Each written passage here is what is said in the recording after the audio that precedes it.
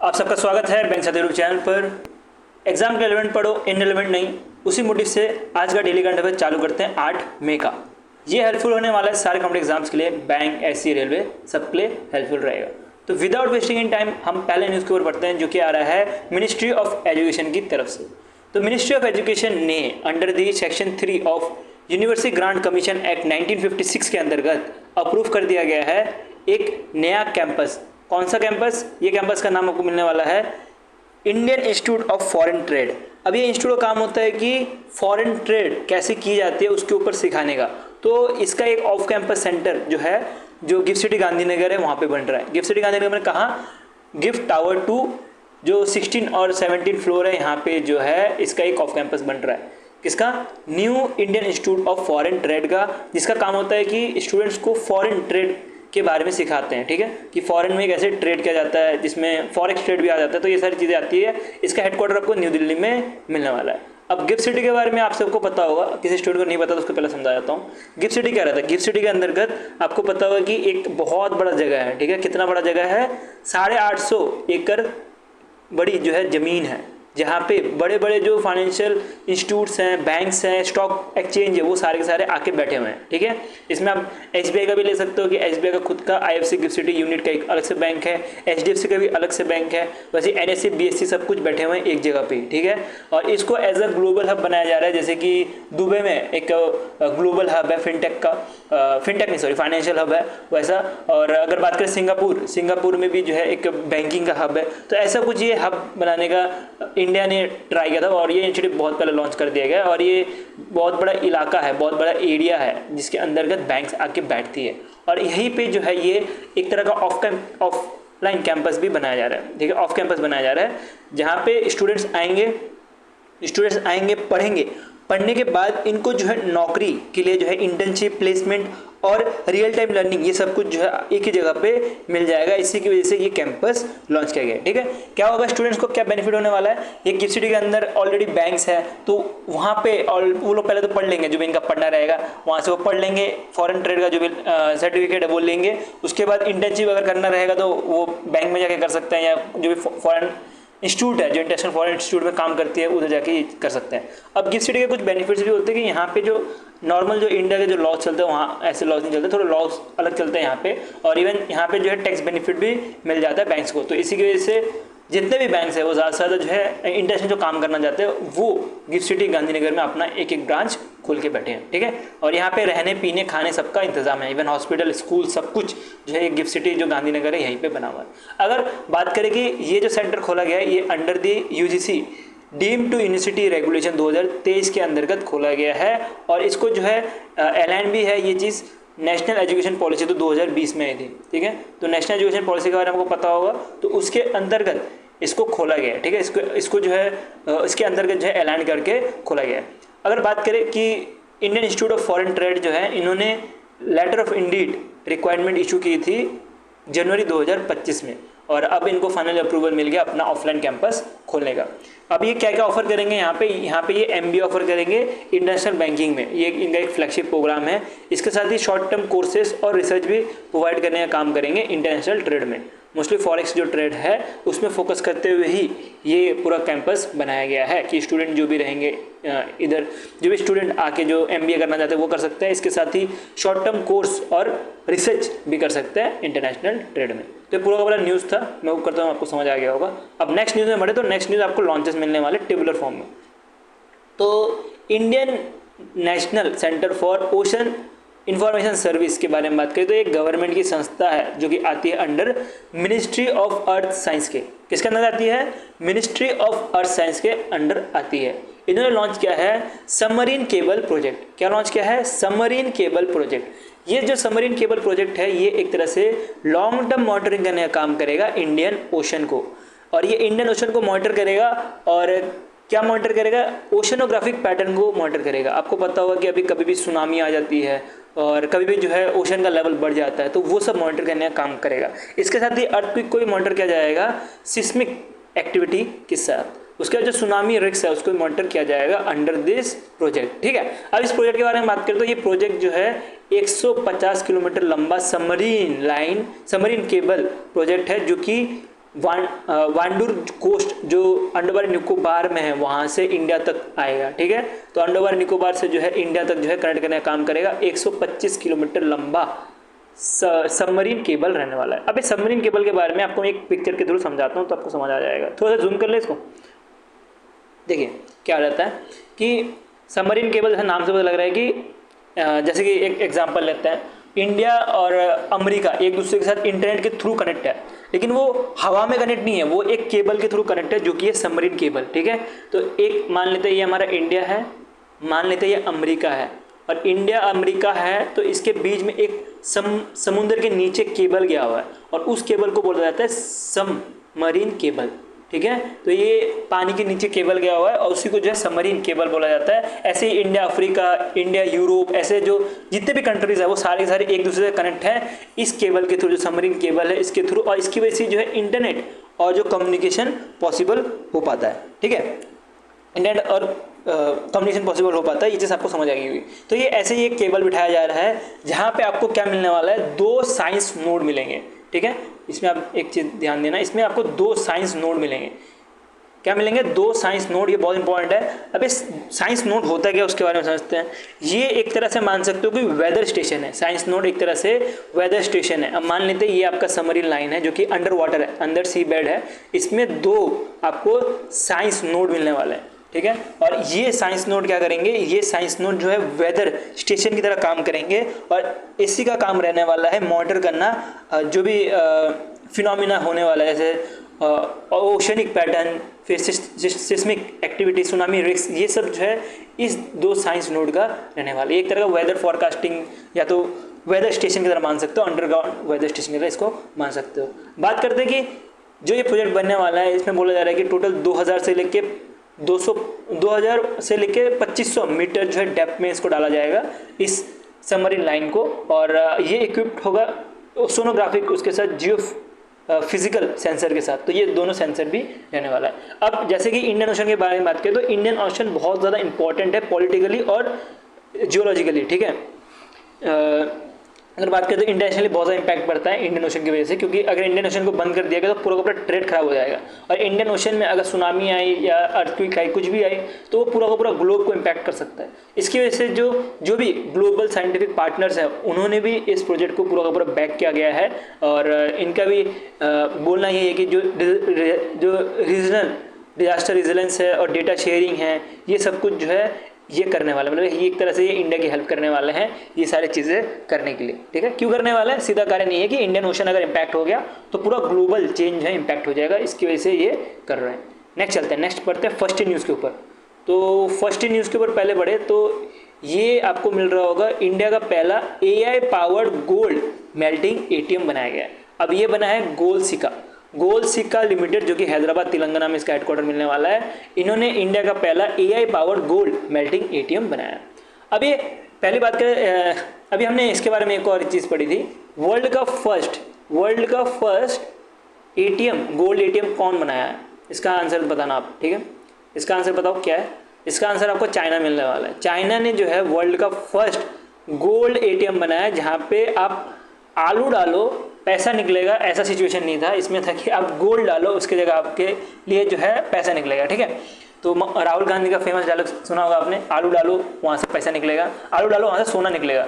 तो इसमें आपको क्या करना है कि आप जो भी पर्सन है वो सोना डालेगा, उसकी जगह पे पैसा निकलेगा। ऐसा चाइना ने लॉन्च किया था। और ऐसे ही कुछ जो भी गोल्ड सिक्का जो हैदराबाद बेस्ड कंपनी है, इन्होंने इंडिया का पहला AI gold melting ATM launch किया है। अब इसके बारे में पूरा डिटेल पढ़ते हैं, न्यूज़ क्या है ये। इन्होंने ऐसे कुछ 2022 में भी ऐसे जो इंडिया का पहला gold ATM, real time gold ATM जो है 2022 में लॉन्च किया गया था, और अब जो है इंडिया का पहला AI powered gold ATM launch किया गया। अब इस ATM के बारे में बात करें तो इसमें ऐसे आपको नाम से पता लगे गोल्ड मेल्टिंग, मतलब कि गोल्ड को मेल्ट किया जाएगा, उसके साथ ही जो है ATM फंक्शन भी उसमें रहने वाला है, ठीक है। तो इसमें ह्यूमन इंटरफेरेंस की ज़रूरत नहीं है, ये ऑटोमेटिक टेलर मशीन जो है यही सब कुछ कर देगा, ठीक है। तो इसके अंतर्गत आप या तो कोई पर्सन अगर जाना चाहे तो वो जा सकता है इस एटीएम में अपना गोल्ड लेके, ठीक है, गोल्ड लेके जा सकता है। तो वो गोल्ड जो है वहाँ पे जमा करेगा, उसके बदले में उसको पैसे मिलेंगे। अब वो गोल्ड को बाय भी कर सकता है, वहाँ से जो एटीएम मशीन है वहाँ से गोल्ड खरीद भी सकता है, गोल्ड को बेच भी सकता है, या गोल्ड को एक्सचेंज भी कर सकता है, लीज भी कर सकता है, डिजिटलाइज भी कर सकता है और मोनेटाइज भी कर सकता है। तो ये सारे के सारे चीज़ जो है इस गोल्ड एटीएम में वो पर्सन कर सकता है। ये फुली की फुली ऑटोमेटेड है, मैंने आपको ऑलरेडी बताया फुली ऑटोमेटेड है। इसका मतलब कि कोई भी ह्यूमन इंटरफेरेंस की ज़रूरत इधर नहीं है, ठीक है। तो ये ऑटोमेटेड टेलर मशीन है, जैसे कि नॉर्मल एटीएम रहता है जहाँ पे आप पैसे निकालते हो जाके, इसमें आप गोल्ड दोगे उसकी जगह पे आपको जो है पैसे मिलेंगे, लेकिन इसमें ह्यूमन इंटरफेरेंस कोई भी नहीं रहने वाला, ये पूरा का पूरा ऑटोमेटिकली होने वाला है। कैसे होगा पूरा का पूरा प्रोसेस, उसको समझते हैं। पहले तो गोल्ड को जो है डिवाइड की जाएगी, उसके बाद मशीन जो है उसको मेल्ट करेगा, जो भी गोल्ड रहेगा उसको मेल्ट करेगा, उसके बाद उसकी जो है प्योरिटी चेक की जाएगी। अब क्या पता आप नकली सोना लेके चले जा रहे हो और गोल्ड नकली सोना लेके जा रहे हो तो मशीन थोड़ी ना आपको पैसा देगी, इसलिए जो है उसके बाद जो प्योरिटी टेस्ट है वो की जाएगी।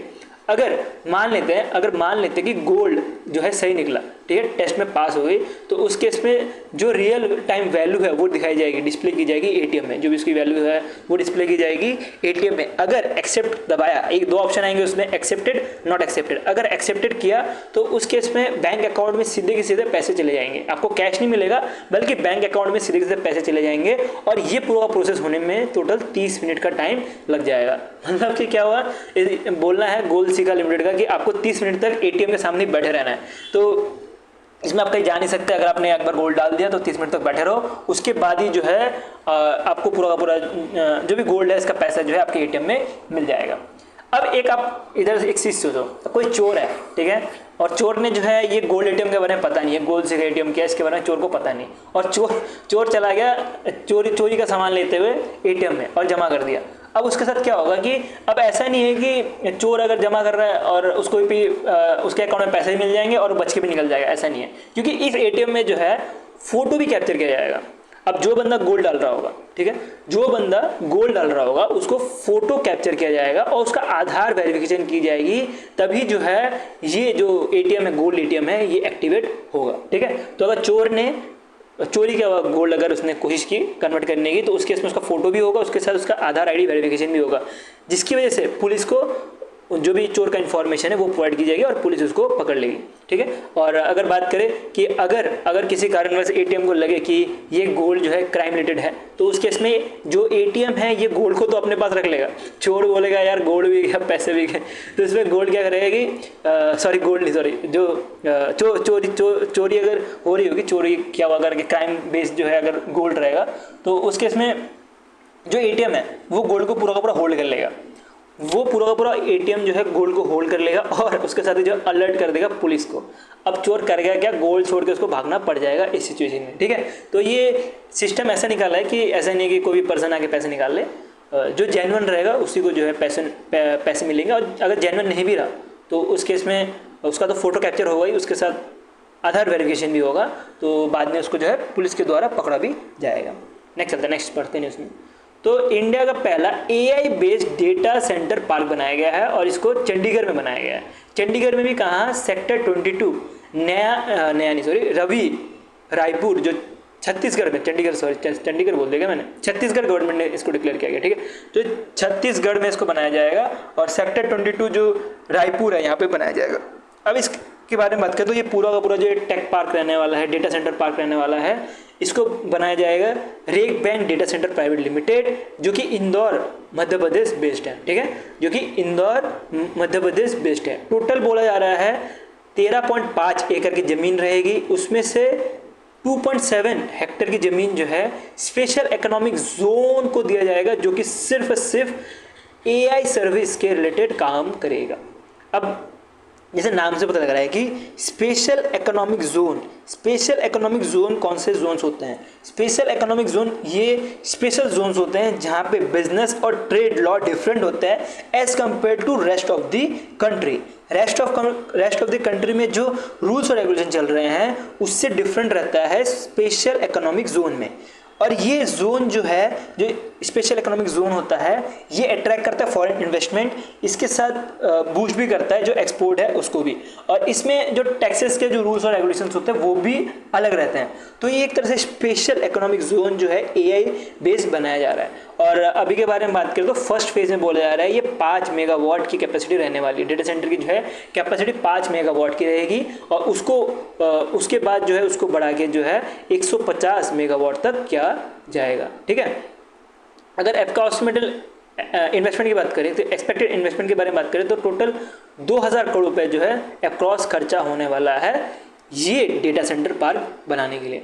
अब डेटा सेंटर पार्क क्या होता है ये बहुतों को पता होगा, बट किसी पर्सन को नहीं पता, वो मैं आपको समझाया तो क्या होता है डेटा सेंटर पार्क। अब देखो, आपका जो भी डेटा है, आपका फेसबुक का डेटा है, आपका ऑनलाइन का जो भी डेटा है, वो सारा का सारा कहाँ स्टोर होता है? डेटा सेंटर में स्टोर होता है। और ये फेसबुक के बारे में बात करें तो फेसबुक का डेटा जो भी रहेगा वो आपका यूएसए में रहेगा या इंडिया में, अभी तो बहुत कम है इंडिया में डेटा सेंटर्स, लेकिन अगर बात करें फेसबुक का इंडिया में जो बेंगलोर है लोकेशन, वैसा जो है डेटा सेंटर रहता है। तो जो भी डेटा है वैसे ही स्टोर करने के लिए जो है डेटा सेंटर बनाया जाता है। तो ऐसे ही जो डेटा स्टोर करने के लिए एक तरह का डेटा सेंटर पार्क बनाया जा रहा है छत्तीसगढ़ गवर्नमेंट के द्वारा, और इसको बनाया कौन? Rack bank data centre private limited, जो कि इंदौर मध्य प्रदेश बेस्ड है।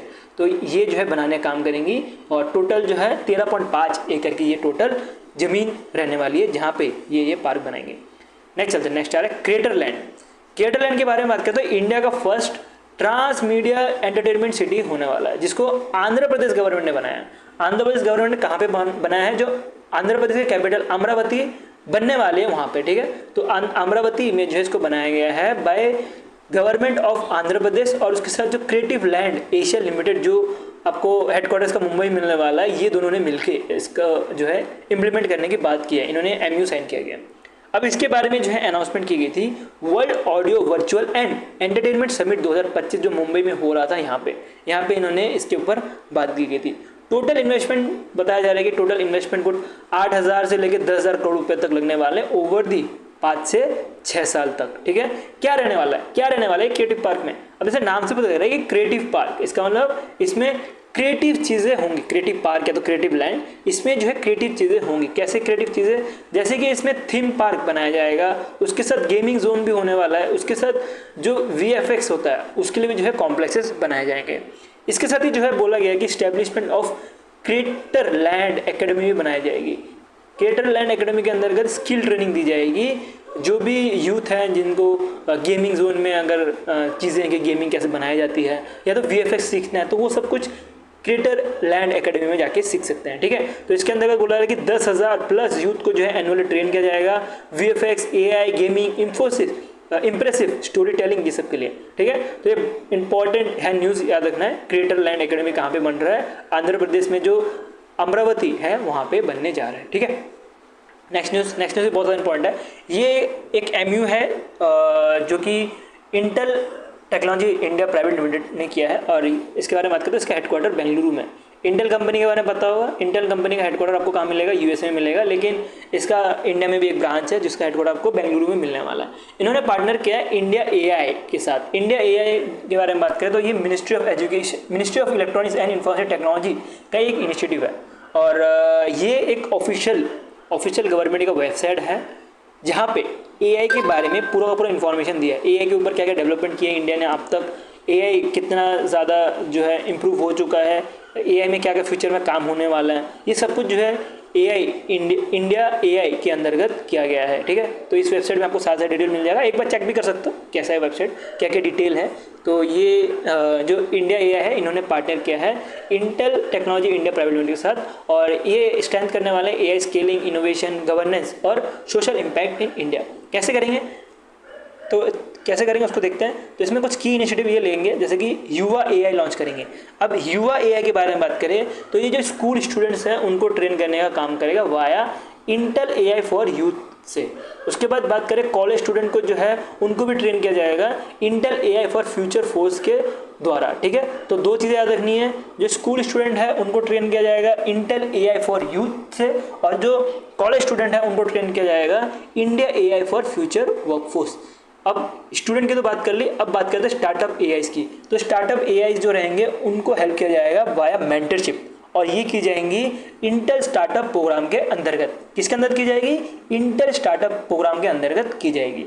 और इसी के साथ जो गवर्नमेंट के जो पब्लिक सेक्टर के जो लीडर्स होते हैं उनको भी हेल्प की जाएंगी under AI India AI dialogue और इंटर डिजिटल रेडिनेस के द्वारा, ठीक है। तो ये सब के द्वारा जो है की जाएगी।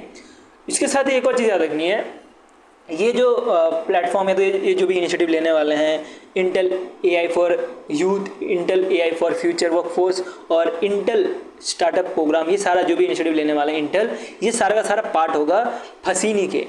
अब फसीनी के बारे में बात करें तो ये एक तरह का क्या है, multi language AI translation system है, गवर्नमेंट बेस्ड, ठीक है। तो इसके अंतर्गत जो भी लैंग्वेजेस है, जो इंडियन की लैंग्वेज हैं, बहुत सारे लैंग्वेज इसमें इंक्लूड है, और ये ट्रांसलेट भी कर लेता है, इंग्लिश से हिंदी, हिंदी से इंग्लिश, ये सब भी ट्रांसलेट कर देता है। अब मान लीजिए कोई पर्सन है जिसको इंग्लिश नहीं आती होगी लेकिन भोजपुरी आती होगी, तो भोजपुरी में ट्रांसलेट करके पूरा का पूरा जो है ट्रेनिंग देने का काम करेगा उस पर्सन को। इसका काम ये है कि लैंग्वेज बैरियर नहीं होना चाहिए। ऐसा नहीं है कि इंग्लिश नहीं आता तो फिर प्रॉब्लम है, हिंदी नहीं आता तो प्रॉब्लम है। जो लैंग्वेज बैरियर हटाने के लिए जो इंटेल है, इन्होंने पार्टनर किया है फसीनी इंटीग्रेशन के साथ, ठीक है। तो क्या करेंगे, ये embedded in AI powered PC for classroom learning enhancement करने वाला, मतलब जो पीसी होने वाला है वहाँ पे ही जो है AI powered embedded PC use करने वाला है, जिसके अंतर्गत फसीनी इंटीग्रेटेड रहने वाला है, ठीक है। नेक्स्ट चलते हैं, नेक्स्ट डिफेंस के ऊपर बढ़ते हैं।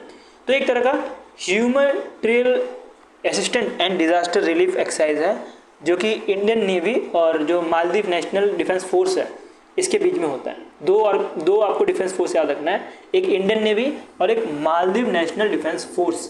तो ये दोनों मिलके जो ह्यूमन असिस्टेंट है, इसके साथ जो डिजास्टर रिलीफ है उसके लिए एक्सेस कर रही है। कहाँ पे? मालदीव में। मालदीव में ये कर रही है। और याद रखना इसमें जो आईएनएस मतलब इंडियन नेवल शिप, जो इंडिया की नेवल शिप है, सारधा है, इसमें पार्ट लेगी। और जो मालदीव नेशनल डिफेंस फोर्स है ये इस एक्सरसाइज को होस्ट करने वाली है। ये इंडिया और मालदीव के बीच में जो है पहला humanitarian assistant and disaster relief exercise है। और ये इंडिया का जो सागर विजन है 2015 का, उसके भी अलाइंड है। तो ये इंपॉर्टेंट न्यूज़ है, इसको आपको अच्छे से कवर कर लेना है। इंपॉर्टेंट ज़्यादा क्या है कि जो आईएनएस सारधा है ये मालदीव गई थी ये एक्सरसाइज करने के लिए, बहुत ज़्यादा इंपॉर्टेंट है। नेक्स्ट चलता है, नेक्स्ट न्यूज़ में बढ़ता है। तो नेक्स्ट न्यूज़ एक तरह का डिलीवरी है, और यहाँ पे मैं वो इमेज ऐड करने भूल गया। ये है अब इगला एस मिसाइल। इस मिसाइल के बारे में बात करें तो ये मिसाइल का इमेज ऐड करना था। तो ये मिसाइल मान सकते हो लॉन्चर, आपको पता होगा, ये ऐसा लॉन्चर मान लेते हैं, ठीक है। तो ये लॉन्चर है जो कि कोई पर्सन कैरी कर रहा है, ठीक है। पर्सन कैसे बनाऊँ मैं, मान लेते हैं पर्सन है जो कि इसको कैरी कर रहा है, ठीक है। तो ये लॉन्चर रहने वाला है। मैं इमेज ऐड कर दूंगा पीडीएफ में, अभी तो पीडीएफ अपलोड हो चुके हैं, बट जो वीकली पीडीएफ आएंगे मैं वहाँ पे अपलोड कर दूंगा। बात करके ये जो लॉन्चर है ये दिया गया है इंडियन आर्मी को, रशिया ने। अब रशिया ने दिया तो है, मतलब जो भी आइटम्स है वो दिया है, जो भी चीज़ें हैं वो दी है, इसके साथ डिलीवरी भी की है। लेकिन कुछ आइटम जो है खुद इंडिया में बना है, इंडिया में जो है असेंबल किया गया है इस लॉन्चर को और इस मिसाइल को या तो लॉन्चर को। और किसने किया है वो एग्जाम के लिए बहुत इंपॉर्टेंट है, आपको मिलेगा Adani defence system and technology, जो अहमदाबाद गुजरात बेस्ड है, इन्होंने असेंबल किया है। बहुत इंपॉर्टेंट चीज़ है, याद रखना इसको, इन्होंने इसको असेंबल किया। ये तरह क्या है, मैन पोर्टेबल शोल्डर फायर्ड, मतलब शोल्डर में लेके जो है फायर किया जाएगा। और very short range defence air defence system है, very short range air defence system है। जैसे मैंने आपको बताया कि ये एक तरह का लॉन्चर टाइप है मिसाइल, जिसके अंतर्गत जो लो फ्लाइंग जो फ्लाइट रहता है उसको न्यूट्रलाइज करने का काम करेगा। अब लो फ्लाइंग फ्लाइट जैसे हेलीकॉप्टर्स हो गए, यूएवी हो गया, ठीक है, ड्रोन, उसका जो लो स्पीड एयरक्राफ्ट है उसको जो है उड़ाने का काम करेगा, ठीक है। अब मान लेते कोई एक ड्रोन, मान लेते ड्रोन है, ऐसा कोई ड्रोन है अपने पास, तो ड्रोन को उड़ा देगा, ये हेलीकॉप्टर्स को उड़ा देगा। तो ये सारा चीज़ जो है ये मिसाइल कर सकता है। टोटल जो है इंडिया ने टोटल 260 करोड़ रुपये जो है इसके लिए खर्चे किए हैं। और बोला जा रहा है जो पुराना जो मिसाइल था उसका ये अपग्रेडेड वर्जन है। टोटल आपको रेंज भी इसके साथ याद रखना है, रेंज आपको 6 किलोमीटर तक की रेंज मिलने वाली है और 6 किलोमीटर तक ये उड़ा सकता है। और टोटल जो है एल्टीट्यूड इंगेजमेंट की बात करें तो टोटल 3.5 किलोमीटर तक जो है अटैक कर सकता है। तो ये हमारा जैसे मान सकते हैं ये अर्थ है, तो अर्थ के ऊपर कोई भी अगर लो फ्लाइंग ऑब्जेक्ट उड़ रहा होगा, कितना 3.5 किलोमीटर, और टोटल डिस्टेंस कितना है 6 किलोमीटर, अप टू 6 किलोमीटर लिखा है, तो 6 किलोमीटर तक जो है ये अटैक कर सकता है, ठीक है। और अगर इसके आगे अगर हो गया या इसका हाइट के ऊपर हो गया तो इसकी पहुंच नहीं रहेगी, ठीक है। तो इसके लिए इसको बोला जा रहा है very short range defence air defence system, ठीक है। तो इसे आपको ध्यान देंगे। नेक्स्ट एक अपॉइंटमेंट के ऊपर बढ़े तो ये आ रहा है प्रा रमेश्वरन अय्यर, जो कि अभी के टाइम पे बात करें तो current ED for India at WHO नहीं सॉरी वर्ल्ड बैंक के अभी करंट ईडी की तरह काम कर रहे हैं, और इनको एज अ इंटरमीडिएट ईडी मतलब कि एग्जीक्यूटिव डायरेक्टर के लिए बनाया गया है for India international monetary fund का।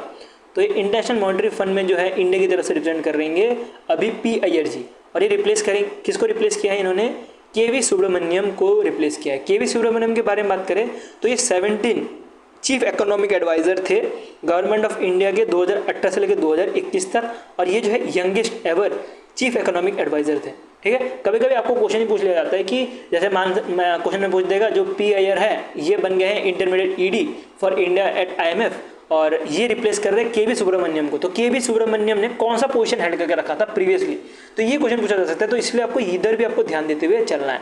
ये सेम क्वेश्चन आपको यही पूछा जाता है कि पी अय्यर जो है इनको अपॉइंट किया गया है ED intermediate ED for India at IMF, और अभी ये करेंटली कौन सा पोजीशन हेल्ड कर रहे हैं। तो ये सारे क्वेश्चन पूछा जा सकता है। तो इसलिए आपको जो ग्रीन में लिखा गया है ना, इसको भी अच्छे से पढ़ लेना है, इसको स्किप नहीं करना है, ठीक है। तो केवी सुब्रमण्यम के बारे में बात करें तो इनका टर्नओवर खत्म नहीं हुआ था, इनका टर्नओवर बाकी था, लेकिन इनका टर्नओवर खत्म होने से पहले ही इनको जो है रिजाइनेशन दे दिया। क्यों, उसको वो प्रॉपर नहीं समझते क्यों दिया ये सारी चीज़। तो ये आप देख सकते हो जो केवी सुब्रमण्यम है ये एज अ एग्जीक्यूटिव डायरेक्टर इधर काम कर रहे थे IMF में, मतलब इंटरनेशनल मॉनेटरी फंड में जो है इंडिया की तरफ से काम कर रहे थे, जिसका काम था इंडिया, बांग्लादेश, श्रीलंका और भूटान। यहाँ पे IMF का जो भी रूल्स और रेगुलेशंस हैं या IMF का जो डायरेक्शंस हैं इसको फॉलो करने का। इनका टर्नओवर जो था वो 2022 नवंबर से लेके 30 अप्रैल 2025 तक था, और एंडेड 6 मंथ अर्लियर। तो इनका जो भी टर्नओवर था इसको पहले ही एंड कर दिया गया था, और कोई ऐसा ऑफिशियल रीज़न दिया नहीं गया है कि क्यों इन्होंने अर्ली टर्मिनेशन ली गई है, और बहुत टाइम से ये खाली पड़ा हुआ था सीट, और अब जो है अपॉइंटमेंट ले ली गई है bye appointment committee of cabinet के द्वारा, जिसको हेड करते खुद PM मोदी जी। और आपको ये चीज़ मैंने आपको बार बार बताई है कि जितने भी बड़े बड़े अपॉइंटमेंट्स होती है वो सारे का सारा जो है अपॉइंटमेंट कमेटी ऑफ कैबिनेट का ही रहता है, ठीक है। अपॉइंटमेंट कमेटी ऑफ कैबिनेट का ही रहता है, ये चीज़ आपको ध्यान देनी है। इसको चेयर कौन करते हैं, खुद prime minister Narendra Modi ji chair करते हैं। अब पी अय्यर के बारे में बात करें तो पी अय्यर अभी करंट एग्जीक्यूटिव डायरेक्टर है for India at world bank, जो कि इंडिया को जो रिप्रेजेंट कर रहे हैं वर्ल्ड बैंक में, और ये टेम्पररी इंडिया, बांग्लादेश, भूटान, श्रीलंका जो है इसको जो है रिप्रेजेंट करते हैं, ठीक है। तो टेम्पररी ये सारे कंट्रीज को रिप्रेजेंट करते हैं, ये चीज़ पे आपको ध्यान देनी है।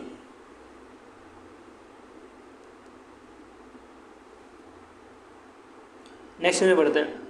तो नेक्स्ट न्यूज़ GDP प्रेडिक्शन है, जो कि मूडी के बारे में पता हो, मूडी की एजेंसी है। तो उनका एक रिपोर्ट आया था मूडी ग्लोबल माइक्रो आउटलुक 2025-26, जिसके अंतर्गत इंडिया की GDP 6.3% जो है प्रिडिक्ट की गई है, और ये प्रिडिक्ट की गई है फॉर कैलेंडर ईयर 2025। और मूडी रेटिंग के बारे में बात करें तो ये US न्यूयॉर्क बेस्ड एक रेटिंग एजेंसी है, और इनका मेन फोकस था अभी ग्लोबल इकोनॉमिक फॉरकास्ट और ग्लोबल रिस्क को देखते हुए, ठीक है। अगर बात करें इंडिया की फॉरकास्ट के बारे में बात करें तो इन्होंने जो 2024 का जो प्रीवियस फॉरकास्ट था वो आपको याद रखने की ज़रूरत नहीं है, उसको स्किप करते हुए चलो। अभी जो है 2024 का जो फॉरकास्ट मारा है वो 6.7% मारा है, और प्रीवियसली जो है 2025 में जो मारा था वो 6.5% मारा था, और अभी करंट के टाइम पे 6.3% मारा है रिवाइज फॉरकास्ट। और अगर बात करें 2026 में आपको मिलेगा 6.5%, 2026 में प्रीवियसली मारा था, और अभी के टाइम पे भी जो है रिवाइज फॉरकास्ट भी अभी 6.5% ही मिलने वाला है। एग्जाम के लिए 2025 का जो है आपको याद रखना है कि 6.3% है। अब ये जीडीपी कट क्यों हो गया, ये आप देख सकते हो कुछ 20 बेसिक पॉइंट से जो है कट हो गया है। और कट होने का कारण यही है, बोला जा रहा है कि अभी जो यूएसए जो अभी टैरिफ मार रही है उसकी वजह से, और अभी जो इंडिया और पाकिस्तान के बीच में जो टेंशन चल रहा है उसकी वजह से भी। और अभी तो टेंशन और ज़्यादा बढ़ चुका है, जो अभी पता ही होगा कि ऑपरेशन सिंदूर चल रहा है, तो उसकी वजह से टेंशन और ज़्यादा बढ़ चुका है इंडिया और पाकिस्तान के बीच में। और फ्यूचर में क्या पता जीडीपी और ज़्यादा भी इंक्रीज कर सकता है, बट इंडिया को कुछ इम्पैक्ट नहीं होगा। पाकिस्तान अगर इंडिया के पास आ गई ना यार, मज़ा आ जाएगा, अटैक होना चाहिए मेरे ख्याल से। पाकिस्तान अटैक करेगी तो इंडिया को क्या कर लेना चाहिए कि पीओके का पूरा कब्जा कर लेना चाहिए। थोड़ा आउट ऑफ कॉन्टेक्ट जा रहा हूँ यहाँ पे, बट मुझे लगता है कि पूरा का पूरा इंडिया को ना पूरा पीओके कैप्चर कर लेना चाहिए, पाकिस्तान ऑक्युपाइड कश्मीर को पूरा का पूरा कैप्चर कर लेना चाहिए, तभी मज़ा आएगा, तभी इनको समझ आएगा कि टेररिस्ट अटैक करने से होता क्या है और अगली बार क्या होगा इनके साथ, ये तब समझ आएगा। ठीक है, तो मेरे ख्याल से इंडिया को ये करना चाहिए। बट हम वापस अपने पॉइंट पे आते हैं कि ग्लोबल जीडीपी फोरकास्ट के बारे में बात करें तो 2025 में जो है ये 1.9% रखा गया और 2026 में जो है 2.3% रखा गया। ठीक है, तो ये 2.3% 1.9% जो ग्लोबल फोरकास्ट है ये डिक्रीज कर गया है, ये चीज़ भी आपको ध्यान देनी है।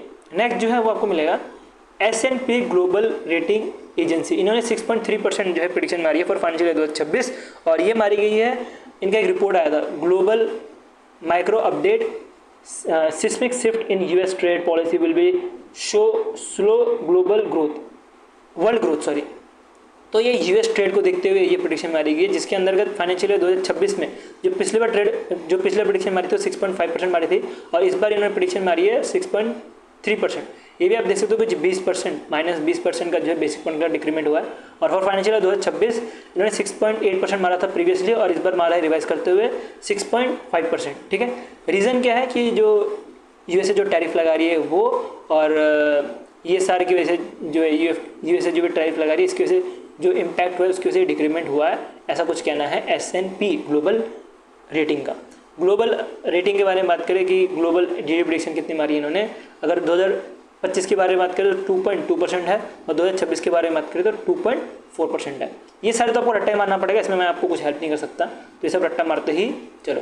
और बात करते हैं कि जीडीपी प्रेडिक्शन अब स्किप करते हुए चलो, RRBPO का जब एग्जाम आएगा क्या पता जीडीपी प्रेडिक्शन चेंज हो जाए। अगर अभी आपका आसपास एग्जाम है तभी जो है इसको पढ़ते हुए चलो, और नहीं है तो अभी के लिए स्किप करो, जब एग्जाम सामने आएगा तभी पढ़ना ज़्यादा अच्छा रहेगा। अब बात करें ये PDF की, तो ये PDF आपको टेलीग्राम ग्रुप में मिल जाएगा, लिंक इन द डिस्क्रिप्शन। और वीडियो अच्छा लगा तो लाइक कर देना, ऐसे ही कंटेंट देखते रहने के लिए सब्सक्राइब चैनल।